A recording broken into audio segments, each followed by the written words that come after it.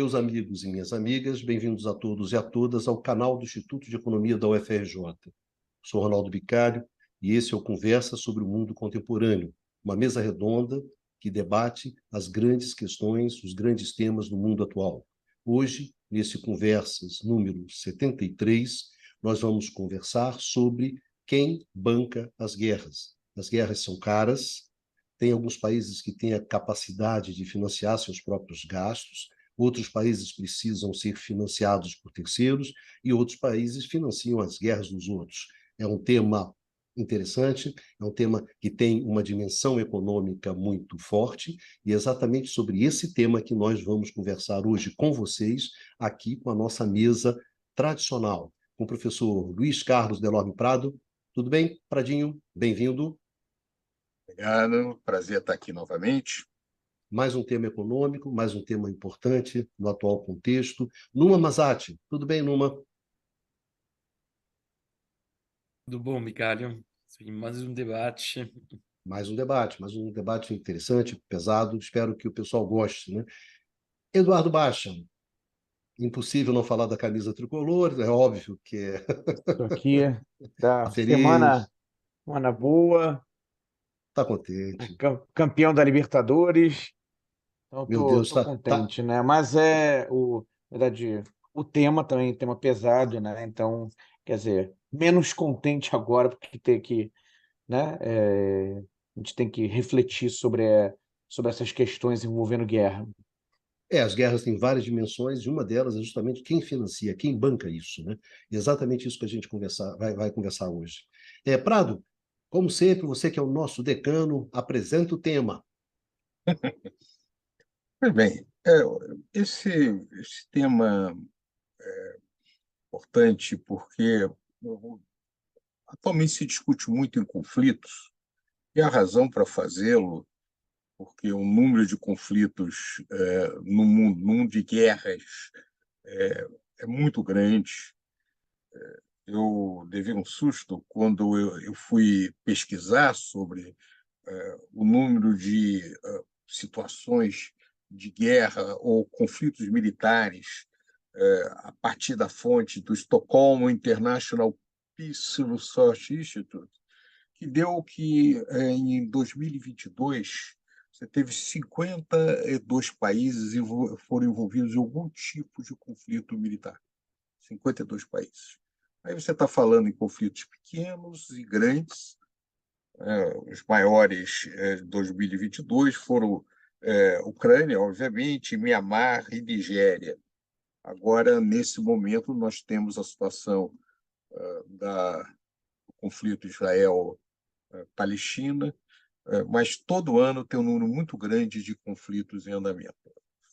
Em geral, é conhecido a ideia de que a guerra nada mais é do que a política de outras formas, mas a questão não se trata apenas da política, se trata de poder e se trata de dinheiro também, que é outras dimensões da existência, o que justifica a possibilidade de um número tão grande de conflitos que existem no mundo. Em especial, durante a Guerra Fria, você tinha duas grandes fontes de financiamento do conflito muito ligado à questão das disputas, das grandes disputas geopolíticas, né? Por um lado, na época, a União Soviética e, por outro lado, os Estados Unidos. Depois do fim da Guerra Fria, a diferença do gasto militar dos Estados Unidos com referência a outros países é muito grande. Então, o gasto militar americano, que representou, segundo o Instituto Stockholm International Peace Research Institute, de 811,6 milhões. Isso são dados de 2022, ainda não tem disponível dado de 2023. É mais o orçamento militar americano do que todos os outros 10 países, os outros 9 países entre os 10 maiores somados. O segundo país de maior gasto militar é a China, com 298 bilhões, E depois a diferença é muito grande, né? A Índia está na faixa dos 80 bilhões, o Reino Unido 70 bilhões, a Alemanha 57, ah, o, a Rússia, ainda em 2022, era 72, cresceu muito desde então. Então, pode-se falar com alguma segurança que o maior financiador no momento dos grandes conflitos, que está pelo menos numa das partes, tem sido os Estados Unidos nos últimos anos.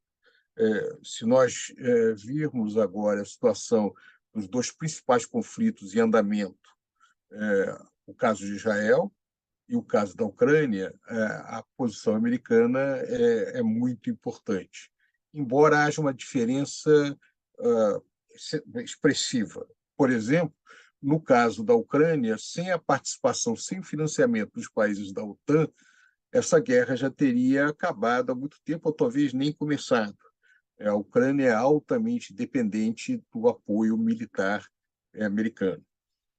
No caso de Israel, o conflito contra a Palestina não tem a dimensão similar àquela que ocorreu no caso da Ucrânia, onde você tem dois exércitos organizados, um deles o poderoso exército russo, com toda a infraestrutura herdada do período soviético e depois desenvolvida. No caso específico de Israel, você tem o exército importante, que é um dos grandes, de um país que é um dos grandes exportadores de armamentos do mundo, que é Israel, que tem um gasto, um dos mais elevados gastos per capita militar, é um país de renda per capita elevada, contra populações que vivem em áreas controladas por Israel. Então, o que se tem é muito mais um tipo de conflito assimétrico, não é um conflito de exército contra exército. Então, a natureza do gasto é diferente, o tipo de logística é diferente e a dependência da ajuda externa americana é muito menor.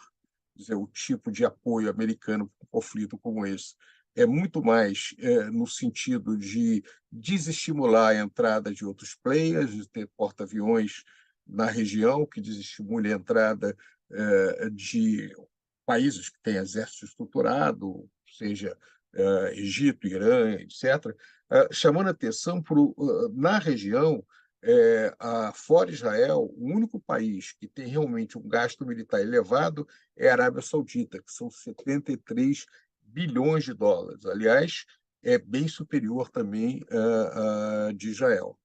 É claro que esse gasto militar, que é aquele divulgado, aí não está de maneira nenhuma, não reflete nem a densidade tecnológica desses armamentos, nem a capacidade efetiva desses países de empreender guerra, mas, de qualquer maneira, dá alguma ideia dessa situação. O que eu gostaria de explicar a quem está nos ouvindo é por que guerra é tão caro. Você tem que pagar, obviamente, a remuneração dos soldados, mas quando há mobilização, você tira essas pessoas da atividade produtiva, alguém, de alguma maneira, essas atividades ficam prejudicadas. Além disso, você precisa alimentar essas pessoas, você precisa manter um fluxo contínuo de armamentos, precisa manter uma linha de suprimento com um conjunto de produtos para viabilizar o funcionamento dessa situação. É por isso que os especialistas militares falam que os amadores discutem tática e os profissionais discutem logística. Ou seja, o dinheiro é muito importante, o interesse econômico é muito importante nas disputas, na justificativa, ou pelo menos nas ambições de quem está em conflito, mas também é fundamental para a viabilidade do conflito, principalmente conflitos mais prolongados, como no caso da Ucrânia, e com forças equivalentes, que é também o caso na Ucrânia. como eu chamei a atenção, o caso de Israel é diferente, pela natureza do conflito, pelo estilo de conflito que se tem, que é mais parecido com os conflitos coloniais do que da guerra tradicional com duas forças equivalentes. Acho que é isso para nós começarmos e podemos seguir adiante aí.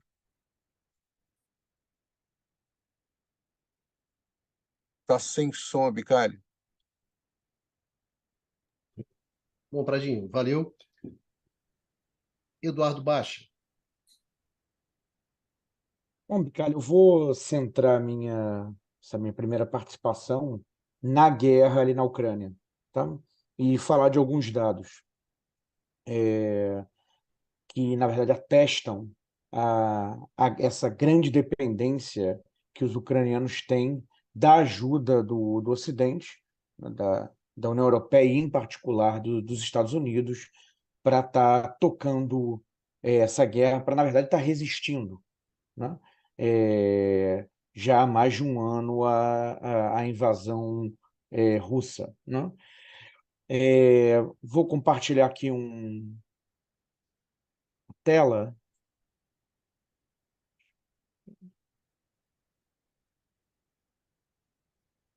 Engraçado, eu não estou encontrando aqui o. Então, deixa, eu posso comentar, tá, sobre os dados.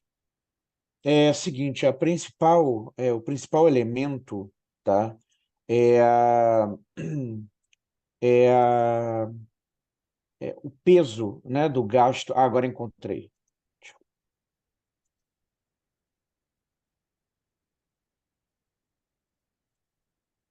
Estão conseguindo ver? Enfim, Tá?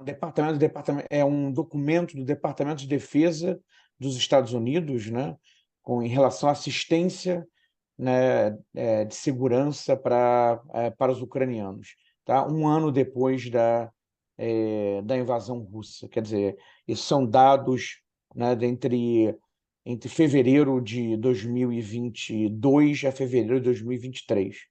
Né, e mostra aqui, quer dizer, tem uma lista grande, não vou me deter a isso, tá? De tanques, enfim, e equipamentos que foram fornecidos, tá? E do ponto de vista dos valores, né? Quer dizer, do dinheiro, o que se tem é que desde 2014, quando houve a invasão da Crimeia pelos russos, tá? Essa assistência militar foi da ordem dos norte-americanos para os ucranianos, foi da ordem de 32,4 bilhões de dólares. Mas desse montante, né, 30,4 bilhões foram gastos desde o começo da administração Biden. E desse valor, 29,8 bilhões foram gastos desde a invasão russa, tá, de fevereiro de 2022. Então, quer dizer, no primeiro ano, né, do conflito, entre fevereiro de 22 e fevereiro de 23,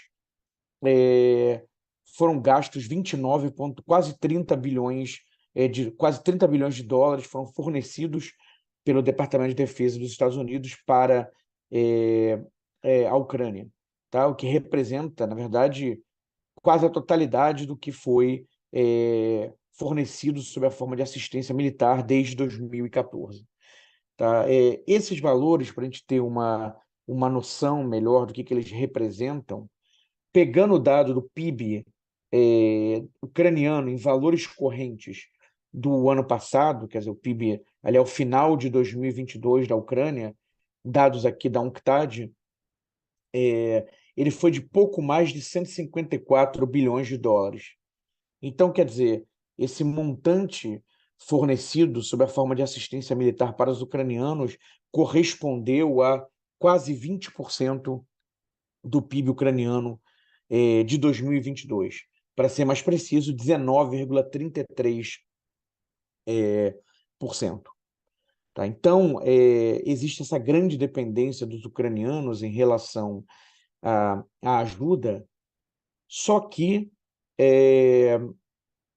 o começo do conflito ali em Gaza é uma ameaça, né, para os ucranianos, porque desloca o foco, né? E, na realidade, do ponto de vista dos seus aliados ocidentais, na verdade, o comportamento mais recente tem sido de uma maior cautela em relação à continuidade da ajuda para os ucranianos. Tá? A União Europeia, né, quer dizer, tem um projeto de ajuda de 50 bilhões de euros para os próximos 4 anos, só que isso ainda não saiu do papel. Tá? Na semana passada, um pouco para apaziguar os temores ucranianos, a secretária da União Europeia, a Ursula von der Leyen, visitou a Ucrânia e falou, né, quer dizer, deu uma sinalização positiva do ponto de vista da Ucrânia ingressar na União Europeia, mas, quer dizer, existem, na realidade, resistências internas de membros de países que já são membros da União Europeia à entrada da Ucrânia. E, concretamente, essa ajuda financeira ainda não saiu do papel. Do ponto de vista dos Estados Unidos, foi aprovado um pacote recentemente para Israel de 14 bilhões de dólares. Houve uma tentativa da administração Biden de conseguir, na verdade, condicionar, quer dizer, que fosse um pacote de ajuda tanto para Israel quanto para a Ucrânia. No caso, o valor seria de 60 bilhões, né, de dólares de ajuda para os ucranianos. Só que isso está emperrado, né, no Congresso americano. Os republicanos têm se colocado contrário, têm se demonstrado contrários a esse pacote, e, na realidade, em setembro já houve um corte de ajuda dos Estados Unidos para a Ucrânia. Tá? Uma última palavra, na realidade, aí sobre esse contexto americano. Tá? No caso, nas discussões internas, né, o que eles estão discutindo agora é a questão do teto da dívida, né, o teto de endividamento do governo norte-americano. Tá? E, na realidade, existe um grande impasse interno nos Estados Unidos, lá no Congresso norte-americano, e há um risco do que se chama de shutdown. Quer dizer, na ausência de um acordo, né, em relação a esse teto, o governo passa a ficar impedido de realizar seus gastos corriqueiros, né, seus gastos normais, tá? O que afeta, na verdade, uma série de pessoas e setores. Tá? Não é uma absoluta, né, novidade essa questão dessas controvérsias e discussões em relação ao teto da dívida, e mesmo, né, o fato de que, às vezes, o governo americano acaba entrando nessa situação que eu descrevi, né, do chamado shutdown, e passa um período sem poder realizar os seus gastos. Tá? Eu tenho uma outra matéria aqui que eu queria, aqui no caso é uma matéria do New York Times que eu queria compartilhar, tá? Vou fazer isso agora. Deixa eu ver se ela está disponível. Encontrei. Tá?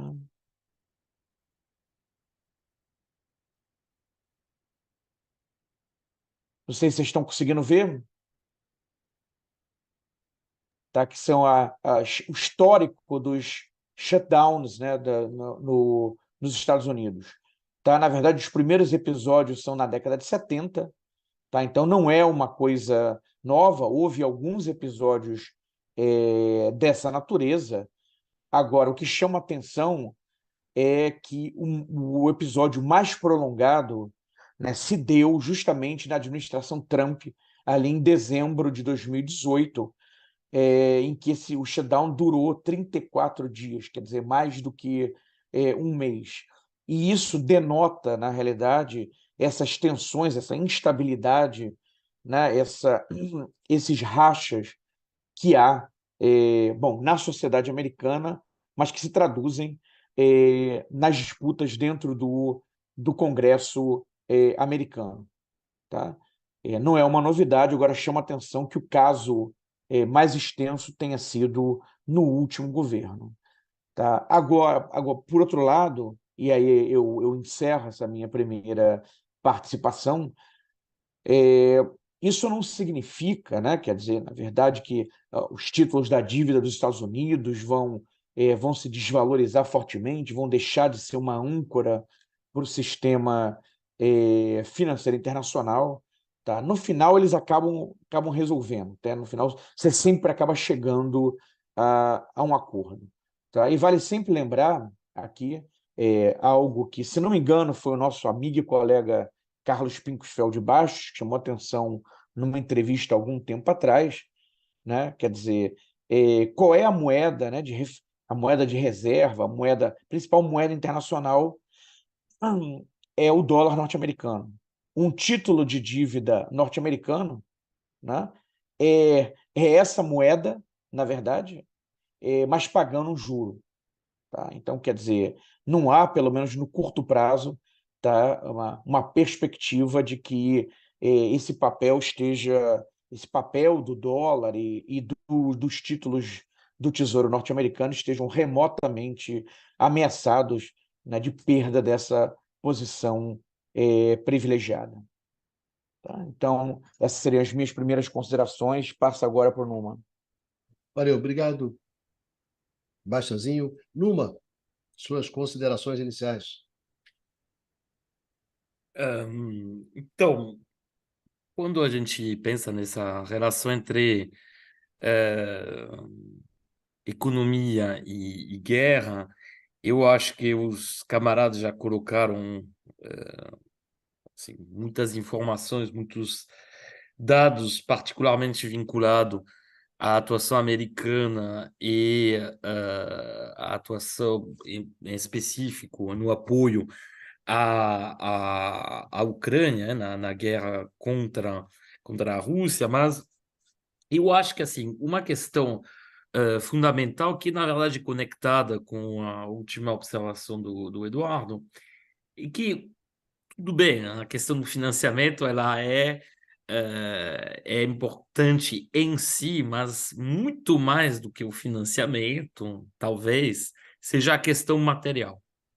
Tá? E como falou o Eduardo, em última instância, para os Estados Unidos dar 10 bilhões, 50 bilhões, que vai mudar. Tá? Vai mudar muita coisa, tudo bem, vai ter essa encenação nas instâncias de poder americanas, na Câmara dos Representantes, é sempre bom.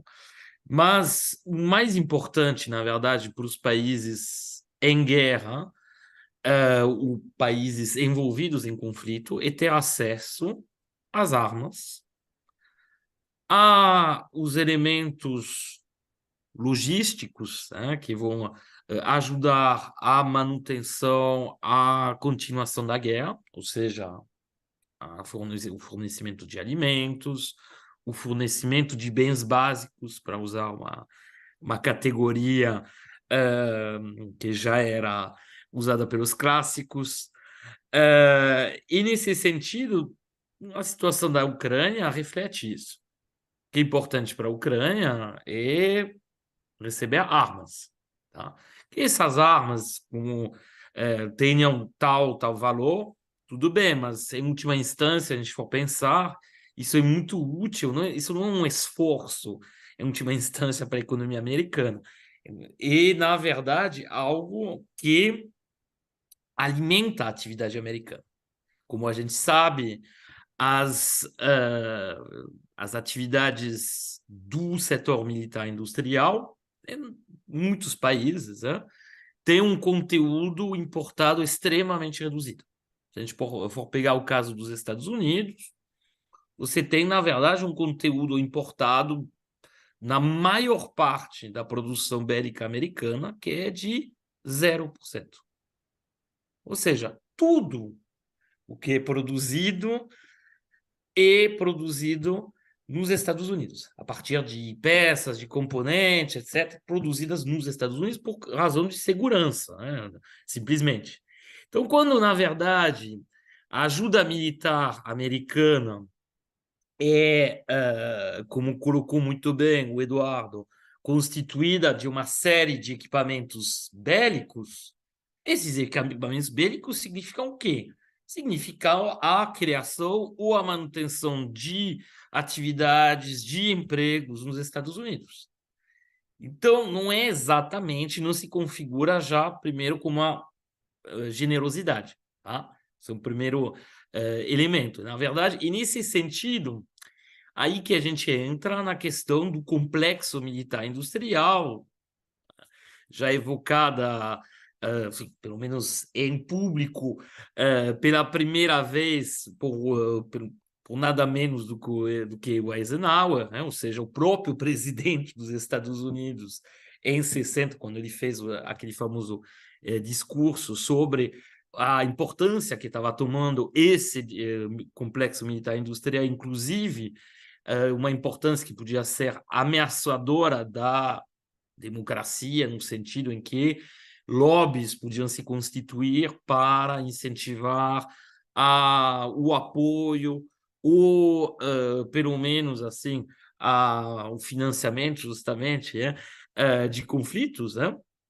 Com esse complexo militar industrial se beneficiando disso, tá? Bom, já inúmeras vezes nesse programa falamos do keynesianismo militar americano na década de 80, quando o Reagan foi substituir, na verdade, o gasto público voltado para as transferências para a população, gasto social, por um gasto voltado para o setor militar industrial. Ou, na verdade, o que a gente observa no caso da guerra da Ucrânia e um apoio muito forte a essa guerra, por acaso, por parte do complexo militar industrial americano. Aí, como foi observado já, de fato, a gente tem uma complexificação do sistema político americano, com o surgimento dentro do Partido Republicano, através dessas novas, vamos dizer, tendências ultra-direitistas, primeiro o Tea Party, depois o próprio Trump, de uma espécie de ressurgência, de um isolacionismo à la Roosevelt, não o Theodore, não o segundo Roosevelt, mas o primeiro Roosevelt, e justamente isso vai um pouco contra os interesses do setor do complexo militar industrial. Porém, há de se ver o que vai acontecer, porque, em última instância, você tem muitas pressões exercidas por esse setor, que representa muitos empregos, que, vinculado com todo o establishment tradicional do Partido Republicano, do lado do Partido Democrata não há muito, inclusive, não há muito problema em termos de apoio a essas medidas. Só no caso aí a gente inverte, então, na verdade, tem um problema de apoio de uma parte pequena do Partido Democratas na ajuda a Israel. Tá? Então, você tem da esquerda, do Partido Democrata, que é pequena, que de facto não apoia, não apoiou esses 14 bi de ajuda conseguidos pelo Biden para Israel, enquanto aí há dizer, uma reticência do lado da ala da extrema-direita do Partido Republicano, que tem muita força, né, em relação ao apoio à Ucrânia. Tá? Mas tem que tomar muito cuidado com o que vai acontecer, é muito difícil prever o que vai acontecer nesse universo político americano. Bom, enfim, a gente vai voltar a esse ponto. Mas o que eu queria dizer, então, que esse apoio americano na forma de ajuda militar, na verdade, é uma forma também de demanda, de política de estímulo à demanda efetiva americana, porque acaba sendo um gasto público americano, gerando empregos nos Estados Unidos, alimentando o setor militar industrial americano. Então, bom, tem esse ponto. Nesse sentido, é muito interessante comparar a diferença de perfil de gasto, pelo menos de compromisso de gasto, que, como já colocou o Eduardo, há uma diferença entre o que realmente recebeu a Ucrânia, e difícil saber. A gente tem uma certa... a gente tem, assim, fontes que apontam números diferentes, né? Se você pega, por exemplo, o CIPRI, o Council of Foreign Relations, que é um think tank americano, ligado ao Departamento de Estado, que justamente publicou recentemente uma série de documentos avaliando o tamanho e a composição dessa ajuda americana. Ou, se você pega até dados recentes também, que saíram nos Economists, você vai ver que se fala muito de compromisso, mas é mais difícil dizer exatamente o que foi, o que chegou na Ucrânia. Tá? Mas, olhando o perfil desses compromissos, a gente observa, primeiro, que o maior nível de compromisso é oferecido, entre aspas, pela Europa, tá? Que vai representar, bom, esses compromissos vão representar mais ou menos entre 130 e 140 bilhões de dólares, tá? Sendo que desses 140 bilhões de dólares, só 50 bi são representados pela ajuda militar. Tá? A ajuda militar, ela é dada por país da União Europeia. É a França que vai dar a sua ajuda, porque a União Europeia em si não dá ajuda militar, tá? Como instituição. O que ela vai dar, os 90 bi mais ou menos que ela se comprometeu, pelo menos, a dar, e na forma de ajuda financeira, que pode tomar muitas formas, pode ser em termos de financiamento de reconstrução de infraestrutura, em termos de política de apoio à importação de bens considerados necessários para a população, enfim, tem muitas formas.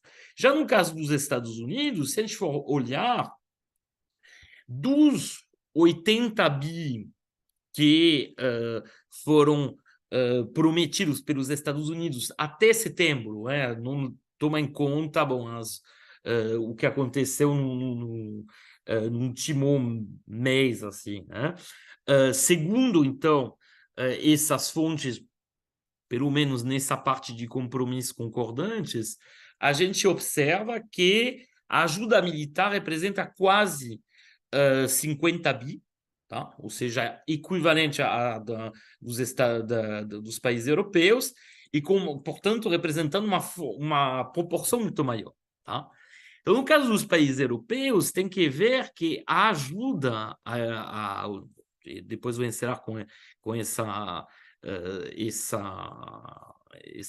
observação, e depois a gente pode falar também de outros tipos de ajudas militares para outros países, mas no caso da União Europeia, dos países europeus, o que a gente vê é que, na verdade, a ajuda para o esforço de guerra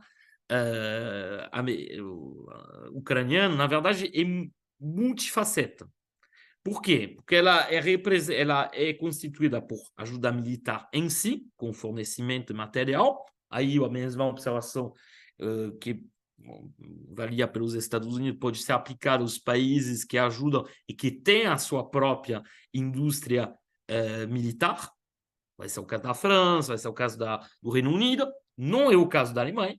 A Alemanha tem um complexo militar industrial relativamente reduzido e, na verdade, acaba fornecendo para a Ucrânia muitas armas que ela teve que comprar para os Estados Unidos. Ou seja, os Estados Unidos não somente ganham, entre aspas, com a ajuda militar direta que eles dão, mas também com a ajuda militar de todos esses países europeus que não têm um complexo militar industrial completo, enfim, importante, ou seja, a maior parte. Tá? Então, na verdade, se a gente for pensar, essa ajuda à Ucrânia, ela acaba sendo muito benéfica para a economia americana. Pelos países europeus, não. Porque, bom, tudo bem, os que produzem na parte militar, pelo menos, bom, tem isso. Mas depois, a ajuda financeira já não é o caso. Você tem também um custo enorme que representou o fato de acolher, e, na verdade, o número se mantém fora até hoje, quase 5 milhões de ucranianos, tá? Que estão, inclusive, com consequências que a gente provavelmente comentará mais em outros programas, políticas internas, como é o caso atualmente na Alemanha. A gente poderá falar um pouco sobre isso, né? E também consequências sobre a própria competitividade das economias europeias. A gente observou recentemente a briga entre tudo bem que tinha a ver com elementos de política interna, mas entre a Polônia de um lado e a Ucrânia do outro, por conta da exportação de grão, de trigo em particular, com o trigo ucraniano roubando mercados da produção de trigo polonesa. De novo, entre Polônia e Ucrânia, tem a questão da concorrência no transporte, no frete rodoviário, tá? Porque a Ucrânia está inundando a Europa de motoristas que assim, vão substituindo os poloneses que nos últimos anos tinham adquirido uma espécie de posição assim de destaque, pensar que mais de 30% do frete rodoviário na Europa, né, na União Europeia, é realizado por empresas polonesas. E agora são empresas ucranianas que estão substituindo, porque, como foi liberado completamente a atuação dessas empresas na Europa inteira, então você tem também uma concorrência inclusive consequências sociais. Você tem trabalhadores que prontos a aceitar salários menores, não submetidos às mesmas obrigações sociais, enfim, você tem uma espécie de dumping social que está sendo colocado pela Polônia. Então, a gente vê que a questão da ajuda militar, será a conclusão dessa parte, ela é multifaceta. Não é só compra de armamentos, ela é financeira, mas ela é também comercial, ela é também em termos de movimento de população e também em termos de perda, às vezes, de mercados. Perda, pelo menos, de market share, de participação nos mercados. Pradinho, você queria comentar? Vamos lá, quero sim. É interessante, nós estamos falando muito sobre financiamento, pegamos o caso da Ucrânia, pegamos a situação de Israel. Eu queria chamar a atenção que Israel é o país que recebeu, historicamente, né, no pós-guerra, mais ajuda militar americana. É um volume expressivo, ao longo de vários anos, e que, de certa forma, tal como falou também o Numa, se expressa não apenas em termos de transferência de recursos, mas expressa também de acesso a armamentos. Ou seja, há um acordo de 10 anos de segurança e assistência um memorando de apoio, de segurança e assistência entre Estados Unidos e Israel, que, na prática, garante que Israel teria sempre acesso à tecnologia militar mais avançada, mesmo quando eventualmente essa tecnologia é vendida para outro país islâmico, por exemplo, para a Arábia Saudita ou outro país da região. Então, Israel tem sempre a preferência no acesso, em primeiro lugar, a essa tecnologia militar mais avançada.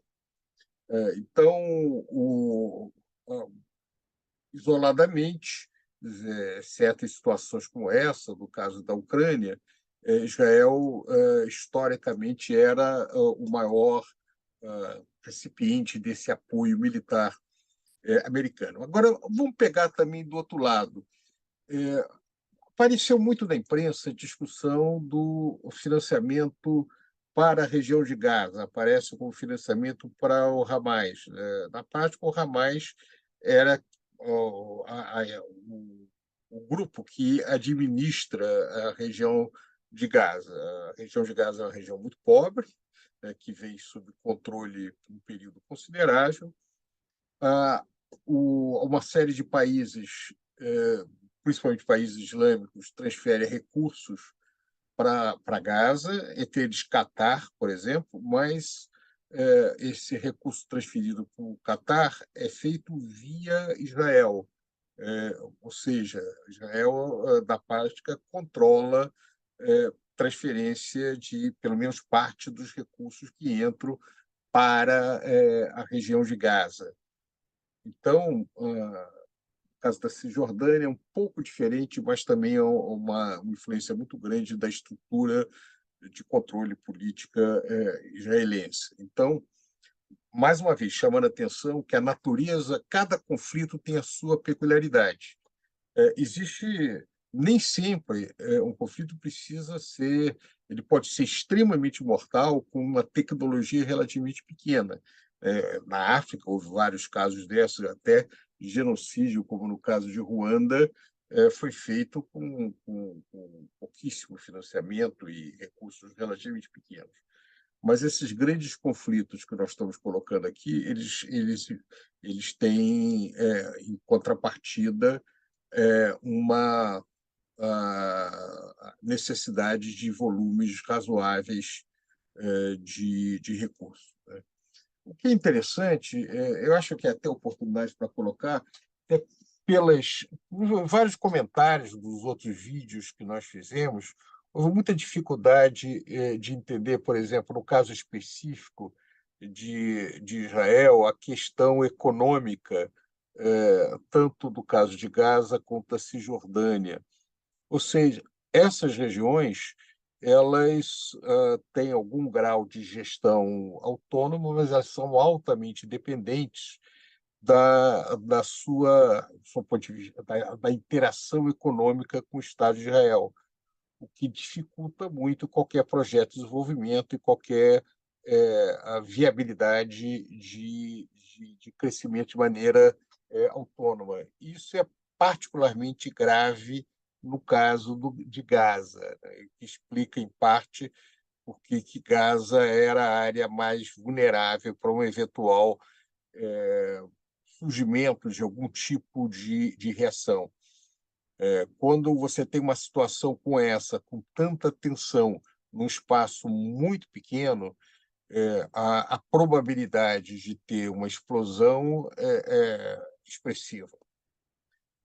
O que eu acho importante chamar a atenção também, que, sob o ponto de vista econômico, esse diferencial de Gaza com referência a outras regiões, desculpe, de Israel com referência a essas regiões sob seu controle, significa que, na prática, sob o ponto de vista militar, a sua capacidade de ação é muito grande, é quase que ilimitada. A capacidade de resistência de grupos que não têm estruturas militares próprias tanto financeira quanto acesso a armamentos, faz com que esse tipo de conflito seja sempre de natureza muito limitada.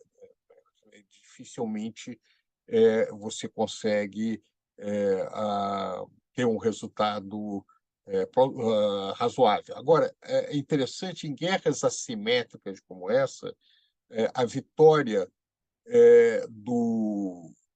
da parte mais fraca se dá pela sobrevivência, né? Isso aconteceu em todas as regiões que você teve conflitos assimétricos de potências mais poderosas com grupos menos poderosos. A sobrevivência do menos poderoso significa, na prática, uma vitória política, mesmo a custo de uma perda humana muito grande. De qualquer maneira, o que eu acho importante nessa discussão chamar a atenção é que esses sistemas de financiamento de conflitos estão sempre ligados a determinados interesses, não apenas geopolíticos, mas também têm fortes vinculações com ganhos empresariais de determinados setores. Por exemplo, tanto no caso do conflito da Ucrânia, como recentemente agora em Israel, se você olhar algumas grandes empresas da área militar, o preço das ações dessas empresas vem aumentando. Quer dizer, você pega nos relatórios especializados na área econômica, eles vêm sinalizando como grandes oportunidades de negócios vêm surgindo. Então, o outro lado do conflito tem sido a prosperidade das empresas que são fornecedoras desse tipo de situação. A ausência, eu acho que o Numa chamou a atenção que, dado a natureza da forma que armas são produzidas, é importante explicar para o nosso público. Quando qualquer tipo de indústria que depende de importação, uma parte da receita dessa indústria escapa para aqueles que fornecem insumos para essas empresas. Indústrias muito pouco integradas internacionalmente têm um grande efeito doméstico para os países que as exportam. Isso ocorre muito na área militar. Ocorre para os Estados Unidos, ocorre para a Rússia, no que se refere à exportação da parte militar. No caso da Europa, há uma integração entre os países europeus, então a integração não é na exportação francesa ou inglesa, mas na indústria no espaço europeu, e também para nichos de mercado que são aproveitados por esses países menores. Eu estava vendo, por exemplo, as exportações de Israel. Israel tem exportações militares muito importantes em determinados segmentos, por exemplo, tecnologia de comunicação, mísseis, áreas de antenas e várias outras, né? O que mostra que é, obviamente, um país que tem uma capacidade muito sofisticada dentro da área militar. Então, eu acho que o ponto básico é esse, é chamar a atenção para a natureza do financiamento dos conflitos no mundo contemporâneo.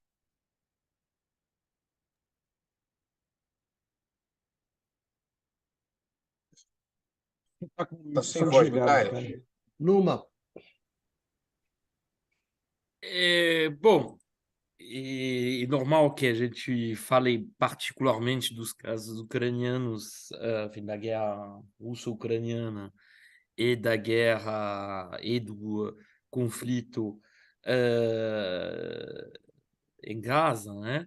Porém, tem muitos outros casos, né, de guerra ou de situação de conflito, tá? Porque, na verdade, se a gente for pegar, por exemplo, o caso do Paquistão, o Paquistão tem recebido valores enormes de ajuda americana, quase 100 bilhões de dólares desde dólares atuais, né?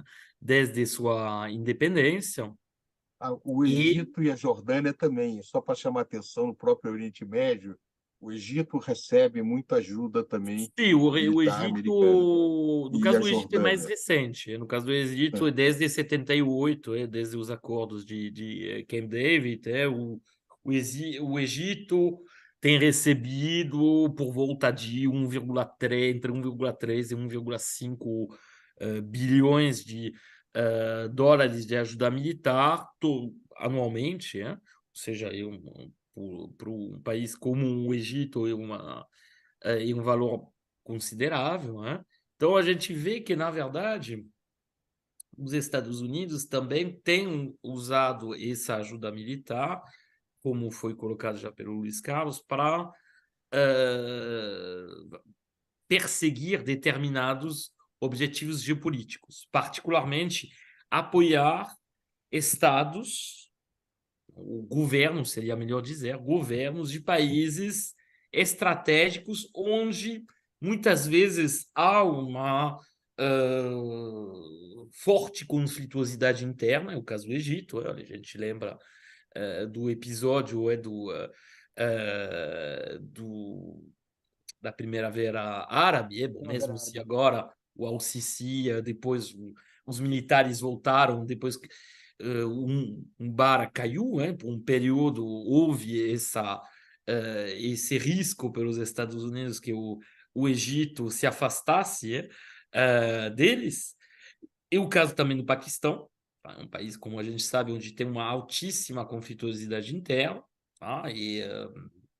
E essa ajuda americana militar ao Paquistão permite, segundo os americanos, conseguir controlar minimamente o posicionamento geopolítico do Paquistão.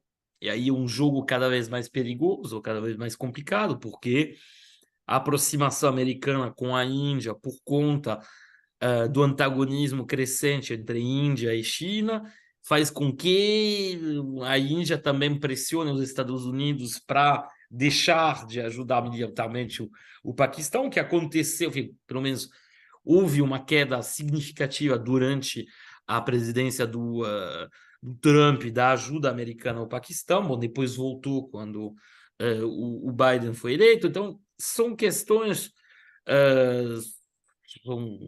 esses fluxos de ajuda militar podem variar muito de um período para outro. Tá? Interessante observar também que os Estados Unidos usam seus aliados para fornecer ajuda militar também.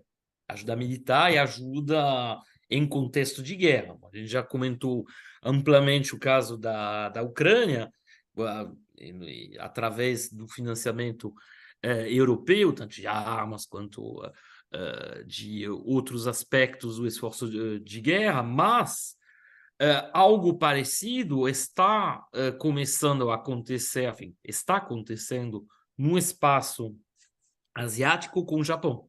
Tá? Teve não mais tarde do que uma semana atrás, né?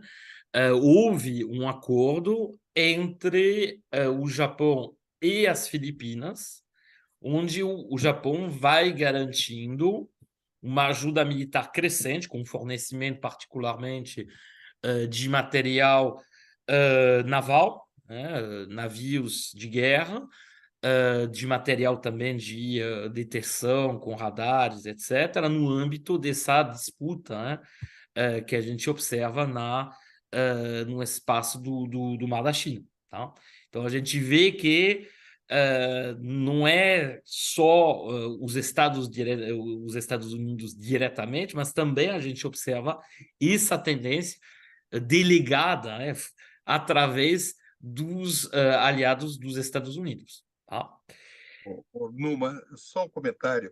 Filipinas é muito curioso, o Japão ajudando Filipinas, que o Japão teve uma ocupação violentíssima das Filipinas, aliás, até prendendo um grande número de americanos lá. É muito curioso esse Sim. Bom, vínculo. durante a Segunda Guerra Durante a Mundial Segunda Guerra Mundial foi foi terrível. bastante curioso. Sim. Aliás, eu queria só botar nessa sua discussão da Ásia também a ajuda para Taiwan, porque nesse pacote que o governo Biden solicitou ao Congresso, tem 7,4 7,4 bilhões para Taiwan, entre Isso. 61,4 para a Ucrânia, 14,3 bilhões para Israel, 10 bilhões para ajuda humanitária, 7,4 para Taiwan e 13,6, isso é curioso também, para segurança na fronteira dos Estados Unidos com o México.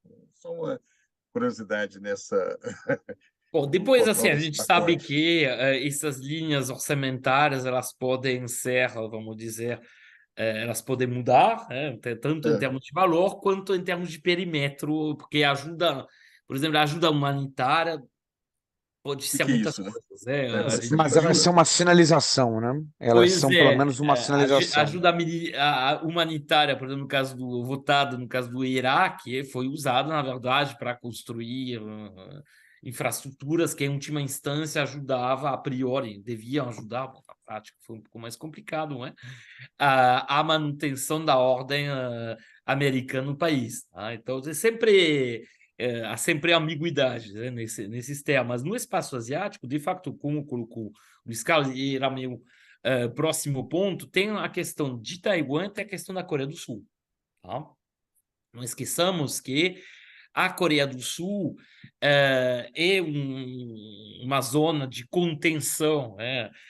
Bom, tradicionalmente na Guerra Fria era de contenção do avanço comunista, hoje é de contenção desse eixo sino-russo, né? Que, como a gente sabe, exerce uma forte influência sobre a Coreia do Norte. A Coreia do Norte sobrevive por conta da ajuda material alimentar chinesa, e a Coreia do Norte tem também assinado, a gente viu, bom, isso foi amplamente divulgado depois daquela viagem do líder sul-coreano para encontrar o Putin, né, o presidente russo, em Vladivostok. Tem um acordo militar de fornecimento de armamentos por parte da Coreia do Norte em relação à Rússia. A Rússia depois, bom, em troca, fornecendo matérias-primas, alimentos, etc. Tá? Então, a gente vê que há uma configuração asiática onde essa ajuda militar vai tomar muitas formas. Tá? Ela vai ser uma ajuda militar direta no sentido de fornecimento de armas, no sentido também de fornecimento de tecnologia. Esse é um ponto relativamente importante também. A transferência de tecnologia, mesmo se ela não é diretamente quantificável em termos financeiros, acaba sim mobilizando recursos humanos, recursos materiais, e ela se configura também através dessas relações geopolíticas. Tá? Os Estados Unidos transferiram justamente tecnologia bélica para seus aliados, para a produção local, no caso da Coreia do Sul, para a produção de armas também em outras regiões e outros países, em outras áreas do mundo. Tá? Então, o que a gente vê no espaço asiático é, na verdade, uma concentração cada vez maior de gasto militar. Isso foi colocado inicialmente pelo Luiz Carlos, quando ele elencou os principais países gastadores. Bom, já os dois primeiros gastadores são os Estados Unidos e a China. Então, na verdade, esse espaço do Pacífico, hoje em dia, representa o maior polo, e de longe, de gasto militar. Tá? E a crescente tensão que vai existindo, em termos econômicos, mas também em termos geopolíticos, faz com que essa tendência tenha se tornado muito forte nos últimos 20 anos.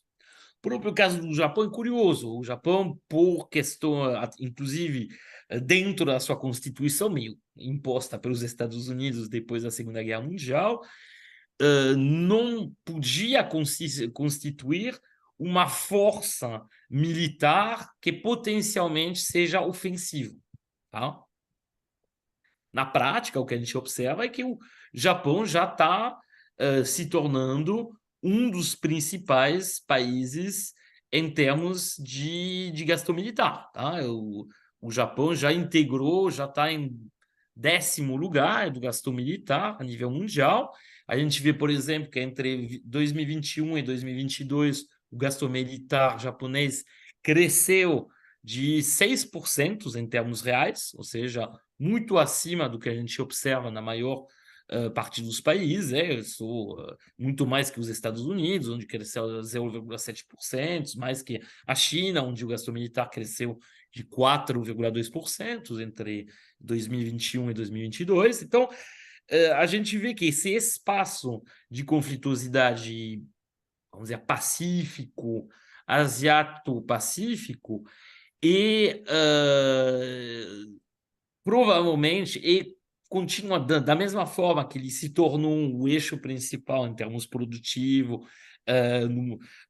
na escala mundial, também está se tornando o principal locus de esforço militar, e, portanto, é onde você vai ter esses esquemas de ajuda. E, nesse sentido, é interessante observar que a ajuda militar ajuda ao esforço de guerra, o esforço potencial de guerra, ela toma também a forma como a gente já colocou, mas acho que é bom reforçar isso, de facilitações em termos tecnológicos, em termos comercial.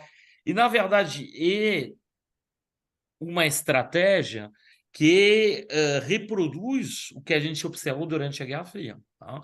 Quando você observa os países do campo ocidental, liderado pelos Estados Unidos da Guerra Fria, os mais que estavam nos lugares considerados estratégicos em termos de contenção do avanço comunista, além da ajuda militar, você teve uma enorme ajuda econômica, direta através de financiamento, mas muito também através de abertura comercial, ou seja, os Estados Unidos permitiram que esse mercado interno seja inundado, entre aspas, por produtos japoneses, coreanos, de Taiwan também, tá? Então era o Acesso famoso preferencial ao seu mercado, né? E sim, era o chamado desenvolvimento a convite, A tá? convite. E na verdade isso continua. Tá? Em termos tecnológico, em termos comercial, em termos de criação justamente de assinatura de grandes acordos comerciais, mesmo sim, obviamente, a atitude americana talvez seja menos benevolente do que ela foi durante a Guerra Fria, tá? Então, o caso europeu, nesse sentido, é muito significativo, mas no caso asiático já é um pouco diferente se a gente for pegar o caso do Japão, de Taiwan e da Coreia do Sul nos últimos anos. Tá? Depois, na década de 80 ou 90, esses países foram meio reenquadrados pelos Estados Unidos, porque tinha muita assimetria comercial que tinha se criado. Já a tendência tem sido, vamos dizer, menos clara nos últimos anos. Tá? Então, você tem também essa dimensão de constituição de blocos e, como a gente já comentou em outros programas, a tendência justamente do comércio mundial, da produção mundial, é de ser cada vez mais por blocos que compartilham interesses estratégicos, interesses que vão condicionar justamente depois interesses econômicos. Bom, a gente já falou sobre isso em programas passados, mas eu acho que uma dimensão muito importante também nessa questão da economia, do suporte, do apoio, né, ao esforço militar, ao esforço de guerra. Só fazendo um comentário, numa interessante, que a outra grande potência hoje, que é a China, aparentemente a sua participação em termos de ajuda militar é negligível, né? Ela é diferente da Guerra Fria, que a União Soviética tinha uma participação muito ativa dentro dessa área. Então, apesar um pouco da retórica internacional, a posição da China tem sido, pelo menos até o momento, uma posição muito discreta na área militar, muito centrada na sua defesa direta, territorial, e, ao contrário, lidando exceto no caso de Taiwan, que tem toda uma história muito particular, mas lidando com uma certa tranquilidade, né? As questões de fronteira com a Índia, que eram questões delicadas, têm sido, de certa forma, não digo ultrapassada, mas pelo menos trazidas ao termo possível de fazer. A grande questão ainda está na questão naval no Mar da China, onde a China vem fazendo investimentos muito pesados.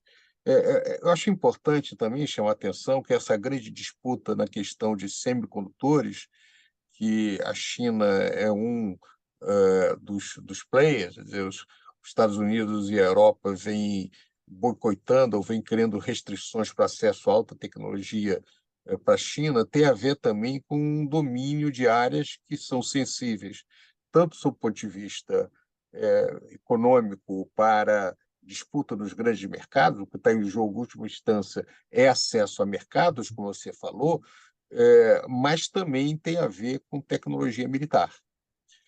Na prática, quando a gente discute as questões militares, uma grande dimensão é mercado, uma outra dimensão é matéria-prima também. Muitos conflitos têm a ver com acesso a fontes de matérias-primas, seja energia, seja produtos estratégicos. Parte das questões coloniais, em especial na África, tem a ver com isso daí. E, por outro lado, também tem a ver com questões de acesso a grandes mercados, né? Disputa de áreas que eventualmente são destino de exportação e são espaços de expansão das empresas dos países envolvidos. Bem, senhores, completamos agora mais de uma hora de programa.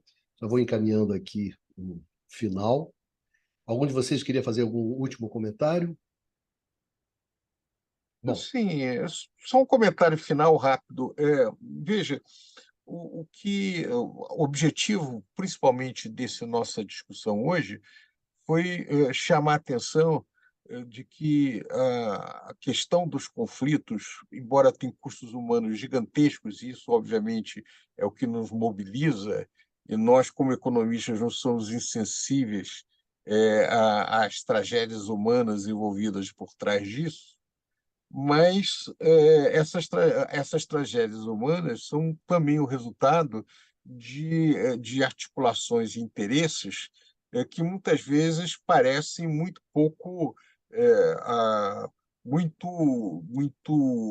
muito limpos, muito pouco transparentes com referência às consequências desse tipo de atividade. Então, a nossa visão é que, além do comportamento muito típico dos dias atuais, que são discussões muito indignadas sobre os grandes problemas do mundo, é tentar entender as raízes dos problemas que são enfrentados, os desafios, para que se possa buscar alguns caminhos para superá-los no futuro. obrigado, Prado. Obrigado, Baixa. Obrigado, Numa. Espero que essa conversa ela seja útil para aquelas pessoas que nos acompanham, que ajude, justamente como o Prado colocou, que ajude as pessoas a compreender esse mundo complexo, sofisticado, onde coisas estão acontecendo e em várias dimensões, né? Uma dimensão geopolítica, econômica, moral, política, enfim.